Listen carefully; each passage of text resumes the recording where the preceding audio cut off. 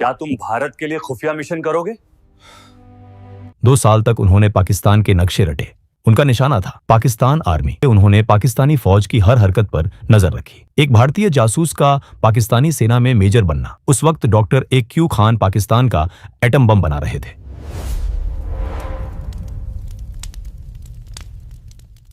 कल्पना कीजिए एक ऐसे आदमी की जो एक साथ 2 जिंदगियां जी रहा था। एक तरफ वो भारत के राजस्थान का रहने वाला रविंद्र कौशिक था, एक थिएटर आर्टिस्ट, और दूसरी तरफ वो पाकिस्तान आर्मी का एक सम्मानित अफसर मेजर नबी अहमद शाकिर था। यह कहानी किसी फिल्मी हीरो की नहीं है, यह कहानी है द ब्लैक टाइगर की। भारत की खुफिया एजेंसी रॉ के इतिहास में रविंद्र कौशिक जैसा जासूस शायद ही दूसरा कोई हुआ हो। उन्होंने जो किया वो नामुमकिन सा लगता है। उन्होंने दुश्मन के घर में घुसकर उनकी ही वर्दी पहनकर वहीं से भारत की सुरक्षा की।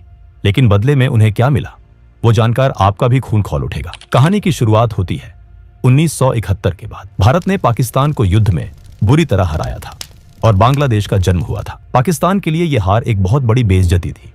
रावलपिंडी में बैठी पाकिस्तानी फौज बदले की आग में जल रही थी। रॉ, जो अभी नई नई बनी थी, उसे यह समझने में मुश्किल हो रही थी कि पाकिस्तान सीमा के उस पार क्या साजिश रच रहा है। खासकर पाकिस्तान का न्यूक्लियर प्रोग्राम भारत के लिए एक बहुत बड़ा खतरा बन रहा था। भारतीय खुफिया एजेंसियों को समझ आ गया था कि अगर पाकिस्तान के इरादों को जानना है तो हमें वहां कोई अपना आदमी भेजना होगा, एक deep cover agent.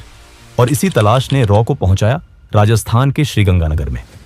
Ravindra Kaushik का जन्म 1952 में श्रीगंगानगर में हुआ था। यह शहर पाकिस्तान बॉर्डर के बिल्कुल पास है। बचपन से ही रविंद्र ने बॉर्डर की टेंशन, फौज की आवाजाही और जंग का माहौल देखा था। उनके पिता इंडियन एयर फोर्स में थे, इसलिए देशभक्ति उनके खून में थी। लेकिन रविंद्र फौजी नहीं बनना चाहते थे, वो तो एक कलाकार थे। 1973 में वो लखनऊ में एक नाटक कर रहे थे। उस नाटक में उन्होंने एक ऐसे भारतीय फौजी का रोल किया था जिसे चीन की आर्मी पकड़ लेती है। नाटक में दिखाया गया था कि कैसे वो फौजी टॉर्चर सहने के बावजूद अपने देश के राज नहीं खोलता। किस्मत देखिए, उस हॉल में कुछ ऐसे लोग बैठे थे जो ताली बजाने नहीं बल्कि टैलेंट ढूंढने आए थे। वो रॉ के अफसर थे। उन्होंने देखा कि रविंद्र के अंदर एक अलग ही काबिलियत है। वो स्टेज पर रोते थे तो असली आंसू आते थे, गुस्सा करते थे तो आंखें लाल हो जाती थी। जासूसी की दुनिया में इसे इमोशनल सेगमेंटेशन कहते हैं। नाटक खत्म होने के बाद उन्हें बैक स्टेज अप्रोच किया गया। क्या तुम भारत के लिए खुफिया मिशन करोगे? रविंद्र कौशिक शुरू से ही देश के लिए कुछ बड़ा करना चाहते थे, इसलिए बिना सोचे उन्होंने तुरंत हाँ कर दिया। उनसे कहा गया कि उन्हें दिल्ली आना होगा। इसके बाद वो अपने घर पर नौकरी का बहाना देकर दिल्ली चले गए। दिल्ली में रविंद्र कौशिक की असली ट्रेनिंग शुरू हुई। उनका नाम रखा गया नबी अहमद शाकिर। उन्हें उर्दू सिखाई गई। सबसे मुश्किल काम था धार्मिक तौर पर ढलना। रविंद्र ने कुरान पढ़ी, नमाज पढ़ने का सही तरीका सीखा और इस्लाम की बारीकियों को समझा। यहां तक कि उनका खतना भी करवाया गया। 2 साल तक उन्होंने पाकिस्तान के नक्शे रटे। लाहौर की गलियां, कराची के बस रूट्स, सब कुछ उनके दिमाग में छप गया था। वो पूरी तरह से तैयार थे। इसके बाद रॉ ने उन्हें आजमाने के लिए 7 से 8 देशों में इंफॉर्मेशन जुटाने के लिए भेजा, जहां उन्होंने कुछ पाकिस्तानियों से दोस्ती भी कर ली। करीब 1 साल ऐसा ही चलता रहा। इस दौरान उन्होंने अपना काम शानदार तरीके से किया। अब रॉ को भरोसा हो गया कि रविंद्र कौशिक अब पूरी तरह से तैयार है। 1975 में 23 साल की उम्र में रविंद्र कौशिक ने बॉर्डर पार किया। वो पाकिस्तान पहुंच गए। सबसे पहले उन्होंने वहां अपनी पहचान पक्की करने के लिए कराची यूनिवर्सिटी में एडमिशन लिया। उन्होंने लॉ की पढ़ाई शुरू की।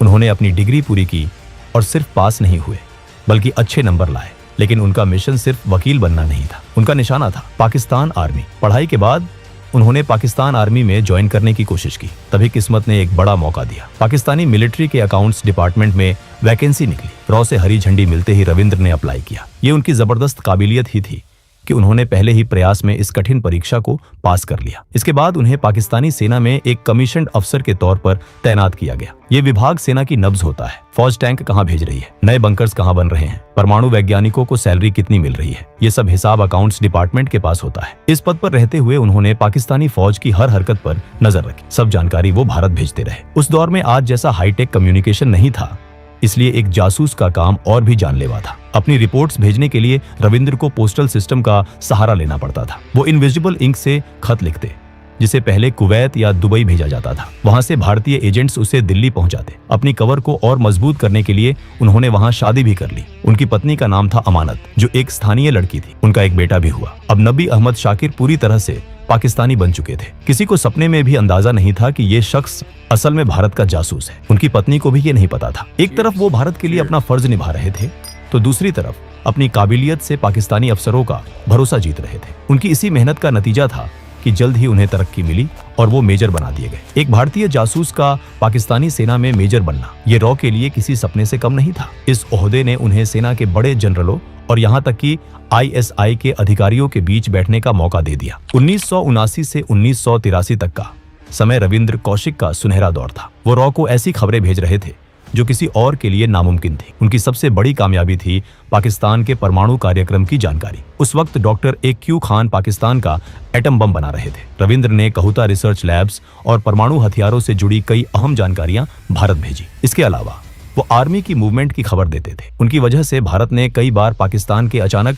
हमलों को रोका। राजस्थान बॉर्डर पर होने वाली कई साजिशें उनकी वजह से नाकाम हुई, जिससे हजारों हिंदुस्तानी सैनिकों की जान बची। उनकी रिपोर्ट्स इतनी सटीक और कीमती होती थीं कि जब ये रिपोर्ट्स प्रधानमंत्री इंदिरा गांधी तक पहुंची तो उन्होंने रविंद्र कौशिक को द ब्लैक टाइगर का खिताब दिया। पाकिस्तान में रहते हुए वो 3 से 4 बार भारत भी आए थे। जब भी उन्हें आना होता, रॉ उन्हें पहले दुबई बुलाती और फिर वहां से भारत भेजती थी। अपने माता पिता को उन्होंने बता रखा था कि वो दुबई में काम करते हैं ताकि किसी को शक ना हो। वो अक्सर अपने परिवार को चिट्ठियां भी लिखते थे। इस तरह खतरा उठाते हुए उन्हें पाकिस्तान में 8 साल हो गए थे। सितंबर 1983 रॉ को रविंद्र तक कुछ जरूरी संदेश पहुंचाना था। इसके लिए उन्होंने एक नए और कम तजुर्बे वाले एजेंट को चुना, जिसका नाम था इनायत मसीह। जैसे ही इनायत पाकिस्तान पहुंचा, पाकिस्तान की खुफिया एजेंसी ISI की नजर उस पर पड़ गई। इनायत मसीह को पकड़ लिया गया। सियालकोट के इंटेरोगेशन सेंटर में उस पर बेहद टॉर्चर किया गया। वो टूट गया।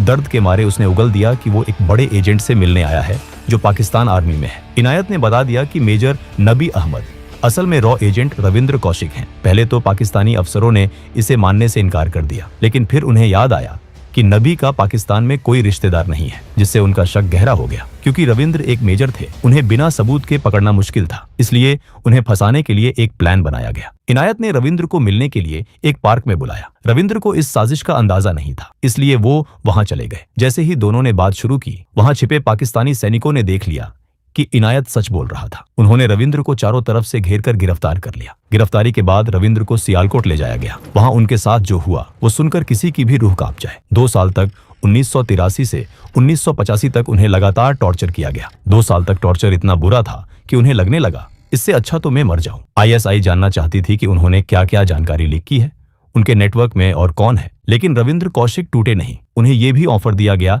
कि अगर वो भारतीय फौज से जुड़ी सीक्रेट्स बताएंगे तो उन्हें छोड़ दिया जाएगा। लेकिन उन्होंने सारे राज अपने सीने में दबाए रखे। 1985 में पाकिस्तान की अदालत ने उन्हें मौत की सजा सुनाई। बाद में पाकिस्तान के सुप्रीम कोर्ट ने इसे उम्र कैद में बदल दिया। मौत टल गई, लेकिन जो जिंदगी मिली वो मौत से भी बदतर थी। अगले 16 साल तक रविंद्र कौशिक पाकिस्तान की अलग अलग जेलों में रहे। जेल के हालात बहुत खराब थे। एक छोटी सी कोठरी, खराब खाना और बीमारी। उन्हें TB हो गया और दिल की बीमारी भी हो गई। लेकिन इससे ज्यादा दर्द उन्हें इस बात का था कि उनका अपना देश, जिसके लिए उन्होंने अपनी जवानी कुर्बान कर दी, अब उन्हें पहचानने से इनकार कर रहा था। अगर कोई जासूस पकड़ा जाता है तो सरकार कह देती है हम इस आदमी को नहीं जानते। भारत सरकार ने भी यही किया। रविंद्र कौशिक को आधिकारिक तौर पर अपना मानने से मना कर दिया गया, लेकिन रविंद्र ने हिम्मत नहीं हारी थी। उन्होंने चुपके से अपने घर वालों को चिट्ठियां लिखी और तब उनके परिवार को पहली बार पता चला कि वो दुबई में जॉब नहीं कर रहे थे, बल्कि पाकिस्तान में एक जासूस थे। इन चिट्ठियों में एक टूटे हुए दिल का दर्द था। एक चिट्ठी में उन्होंने लिखा था, क्या भारत जैसे बड़े देश के लिए कुर्बानी देने वालों को यही मिलता है? उनके परिवार ने भारत सरकार से बहुत मदद मांगी, लेकिन कोई फायदा नहीं हुआ।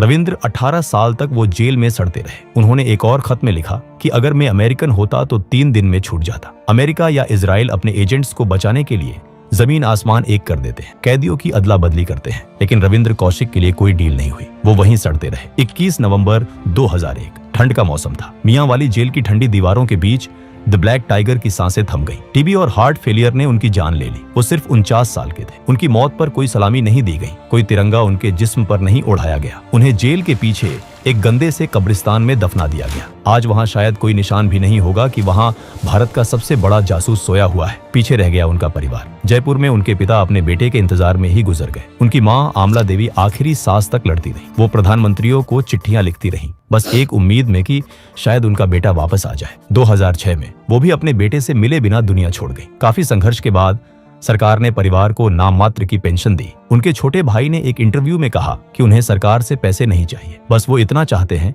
कि सरकार रविंद्र के काम को स्वीकार करे। उन्होंने पूछा कि जब फौजियों को इतना सम्मान मिलता है तो सब कुछ छोड़कर दुश्मन के देश में काम करने वाले जासूसों को क्यों नहीं। लेकिन सच यही है कि पकड़े जाने के बाद जासूस का कोई देश नहीं होता। वो जिस देश के लिए जान देता है उसे उस देश की पहचान तक नहीं मिलती। रविंद्र कौशिक आज हमारे बीच नहीं है, लेकिन उनका काम, उनकी हिम्मत और उनका बलिदान इतिहास के पन्नों में दर्ज है। दोस्तों, अगर वीडियो पसंद आया हो तो वीडियो को एक लाइक जरूर करें और चैनल को भी सब्सक्राइब जरूर करें। हम ऐसे ही वीडियो हर हफ्ते लाते रहेंगे।